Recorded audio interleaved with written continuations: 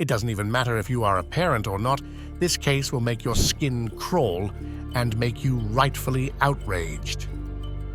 This disturbing case is bad as it is, but the criminal's punishment has created a public outcry. You'll be surprised at what the experts and analysts managed to pinpoint from the case details. After hearing it all, you can decide on your own if the punishment was adequate for this dirty criminal. Let's get on with it. The creepy dad. In the early morning of August 26, 2023, a police officer was responding to a call from Randall Children's Hospital. The report was made by the emergency room's hospital nurse about 3 12-year-old females who had tested positive for benzodiazepine in a urine screen test. For people who don't know, benzodiazepine is a depressant drug that sedates the patient, causing sleepiness and a relaxed mood. When they got to the hospital, the nurse didn't immediately suspect them and asked the necessary questions. Apparently, the 3 girls had spent the night at a friend's house. The girls believed that their friend's father had given them drugs unknowingly during the sleepover. They were visibly scared, and a couple of them were not even fully awake, feeling drowsy and heavy. The cops interviewed the girls, and what they found was extremely disturbing and nothing short of concerning. Michael Maiden was a 57-year-old man who had planned the whole day for his daughter and his friends. It was a day full of fun activities for the girls, but something was just not quite right. When night fell and it was time for bed, Maiden insisted that they all drink smoothies, all 4 girls, including his own daughter. Then came the time for bed, and here is where it gets incredibly creepy. As the girls lay ready to sleep in pairs of 2 in 2 separate rooms, they felt they were losing consciousness, not from sleep, but from something else. While 3 of them were out cold, only 1 girl who had not drunk the smoothies was awake, and what awaited her in the night was a nightmare. The girl who barely drank any smoothie reports the rest of the night.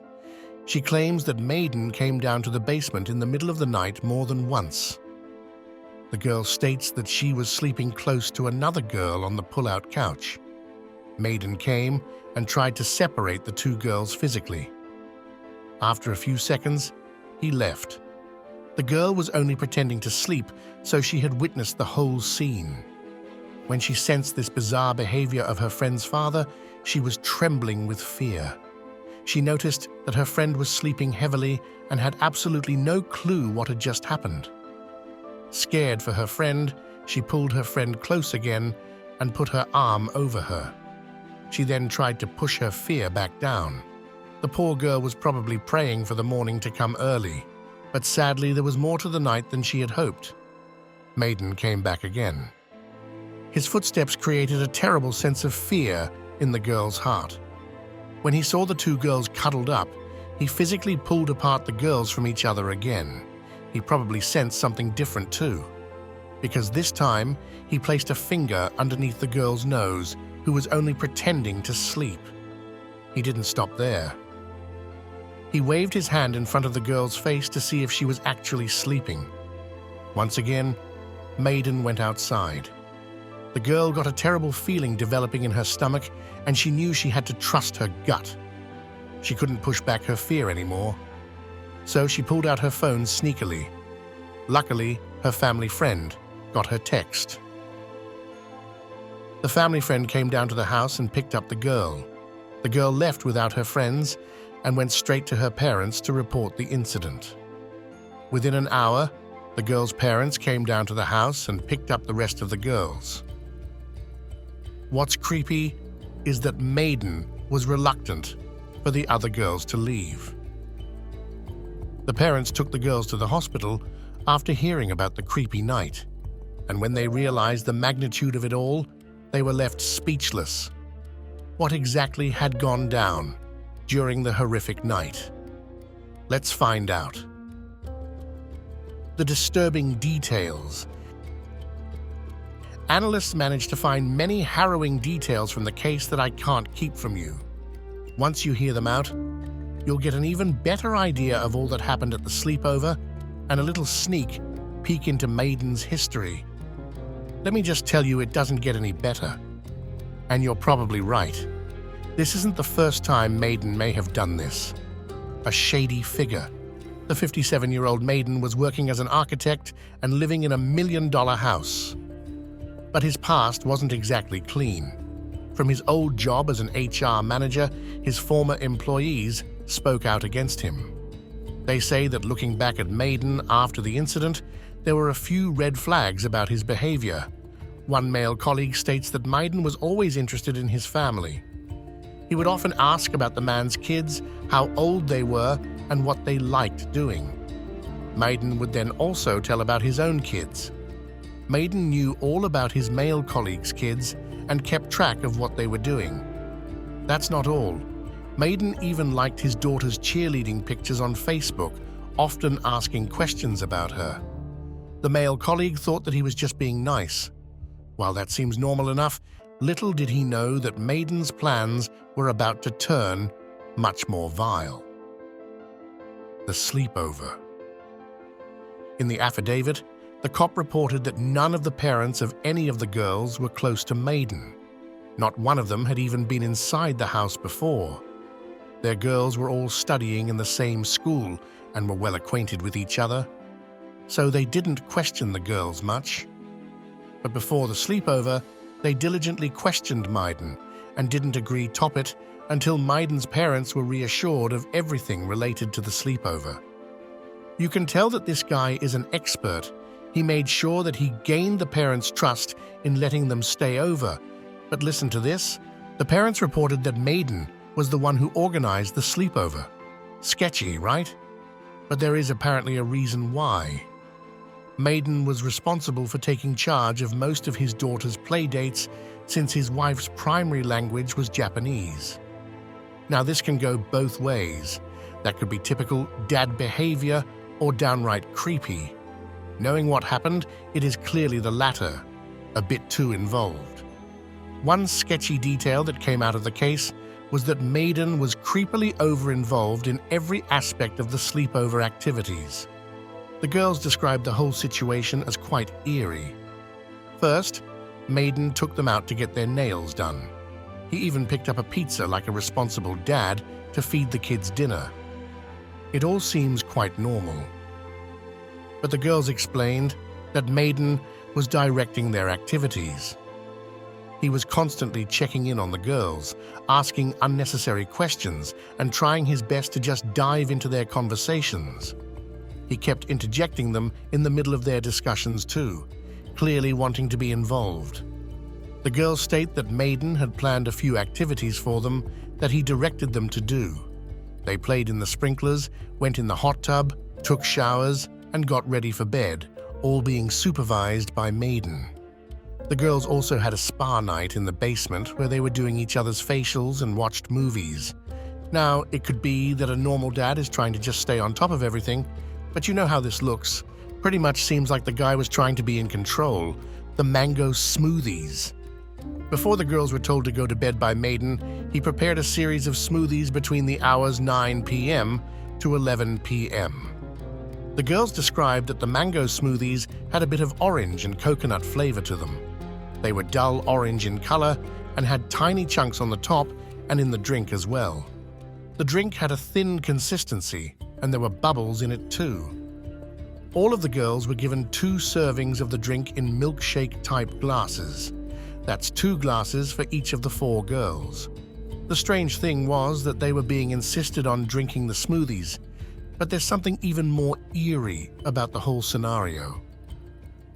Maiden gave each of the girls a specific colored reusable straw to distinguish everybody's drink separately. He insisted that each of the girls drink from their own glass. One of the girls drank the entire 2 cups of the smoothie using a pink, reusable straw. Another girl drank 1 cup of the smoothie using an orange, reusable straw. But the third girl stated that she didn't like smoothies. She took a few sips to be nice, but left most of her drink as it was in the glass. She doesn't remember the color of the straw, but thinks it was either blue or green. Maiden's daughter drank the smoothie too, and it wasn't just a few sips. The girl says that she kept trying to get in touch with people and crying out to them to pick her up. The cops report that there were a series of text messages sent to multiple people where the girl was literally begging them to pick her up, asking them to make up some excuse for a family emergency. Her family friend got in touch and agreed to pick her up, but it wasn't before the girl witnessed another disturbing thing. Maiden came back down the stairs a third time. He went straight into the bathroom. The girl states that she has no clue what he was doing there, but the other two girls were in the bedroom and the bathroom had an adjoining door that led there. So it would have been easy for him to approach the innocent girls sleeping in the room, drugged, unconscious. The only girl awake was terribly concerned for both of her friends. Just then, she got the text from her family friend that she was waiting outside. The girl jumped off of the bed to get her things. Hearing the scuffle, Maiden got out of the bathroom and the girl stated that he appeared drunk. She told him that she was leaving since there was a family emergency and someone was there to pick her up. He slurred his response and mumbled something, but he didn't prevent her from leaving. The girl sprinted outside in the garage, picked up her shoes, and bolted out the door. She made sure to slam the door shut loudly and try to wake the others up, but it didn't work. The rescue. After the girl got home, she immediately rushed to her parents and explained the whole incident. The girl's mother rushed to the house and knocked on the door. The mother told Maiden that she was there to pick the girls up. He was left baffled, as if caught in the act, but stated that he was going to go inside and check on the girls. The mother waited at the door while Maiden went inside. Note that this was more than an hour after her daughter had escaped. A few minutes had passed by, and the mother was getting restless with all the different thoughts creeping into her mind. Maiden came back and stated that they were all asleep and insisted that she should come back in the morning. After a few minutes of reluctance, Maiden caved in and showed the mother where the girls were sleeping. The mother walked in, woke up the girls, helped them retrieve their things, and took them all home. Where was Maiden's wife? This is a big question that comes out of the whole situation. Where was Maiden's wife during all this? The girl slammed the door loudly. Maiden kept going in and out of the room, climbing up and down the stairs. There must have been something that woke her up, right? After all, her husband being out and about all night was not normal. Well, turns out that the mother was not in town. She was out for a business meeting. Another sign the whole thing was very well planned by Maiden. After the incident, Maiden's wife divorced him within a couple of months. Who can blame her? Some state that she is living in the same house, while others think she moved places, taking her daughter along. Some people think that the wife and the daughter might have been victims. This incident must have left a big scar on her, and it does leave a looming question. Was the daughter safe before the incident? As of now, it cannot be said for sure. The danger of drugs. While the actions of this predator are bad as is, his use of drugs is especially dangerous. The specific drug he used on the girls was benzos. Many people who have been prescribed benzos in their lives do not share a delightful experience. They report that even a single milligram can knock a person out. They would be asleep for hours long gone, having no control over the drowsiness that suddenly comes over them. Plus, it also erases your memory. You might have no clue about the missing days or the missing hours. Many people also report having panic attacks after taking the heavy drug. Be different for people, but I am sure it doesn't have a good effect on a 12-year-old. Plus, we have absolutely no clue how big of a dosage this creep gave to the young girls. When the cop interviewed the girls the next day, he reported similar behavior. One of the girls couldn't even walk on her own. She was being assisted by her mother for balance. She spoke slowly, and her eyelids felt heavy. The girl remembers that she felt hot, clumsy, and woozy after drinking the second smoothie. She couldn't recall much from last night and remembers going into a thick, deep sleep, nothing like she has ever experienced before. One suspicious thing is that his intentions aren't described in the affidavit. Obviously, the worst is being assumed that Maiden wanted to take advantage of the young girls while they were unconscious, but there were other people pointing out important things. He had no idea what the body weight or size of the young girls was, and if they had any allergies. Any girl could have been hospitalized for a much worse case because of the overdose, yet he chose to follow through with this horrible act. Giving a drug to a person while they are asleep, unknowingly, is a big crime itself, let alone the things that could have happened had it gone according to Mayen's plan. Maiden's punishment. I have cried and I have raged, all while doing my best to wrap my daughter in all the love and support I can possibly give her to help her heal from what you did. Look at me. After the divorce, Maiden moved to Vancouver, Canada. He is no longer employed and was living in an RV across the border. The court records show that he tried taking his own life, but in the hearing, he pleaded guilty to all the felony charges. He was sentenced to 24 months in prison and 3 months on probation after release. Now, to say that's a light punishment is an understatement. The victims were rightfully furious and had many angry things to say to the criminal. One girl said that she trusted him because he was her best friend's father, but he abused that trust. The second girl called him a monster. Another told him that she was disgusted by the look of his face and will always hate him for what he has done. Maiden had a bunch of dumb excuses up his sleeve to say at the hearing. He says that he just wanted a big kickoff event at his house that his daughter's friends could brag about in school. His actions were being judged unfairly, and he had no nefarious intention to begin with. He goes on to claim that he just wanted them to sleep on time and save their energy for the next day. Do you really believe that? That's clearly an extremely weak excuse for his creepy actions. But somehow, it worked for him, judging by the light punishment he got. The victims' families were pushing for a 54-month prison sentence, and instead, he got only 2 years. They were left furious after the hearing. Opinion of experts.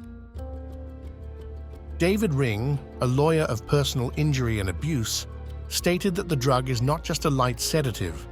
If you take it in a large amount, it can be enough to put you in a deep, deep, deep sleep. It will knock you unconscious. If that was this guy's plan, you cannot possibly assume he had any good intentions.